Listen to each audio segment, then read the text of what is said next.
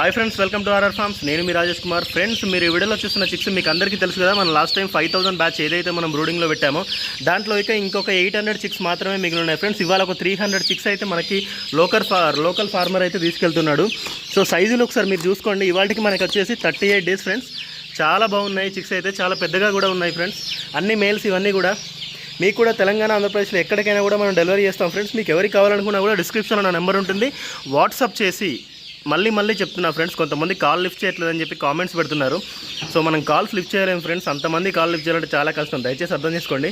మీకు ఎవరికైతే చిక్ అవసరం ఉందో వాళ్ళు మాత్రం వాట్సాప్ చేసి ఆర్డర్ ప్లేస్ చేసుకోండి.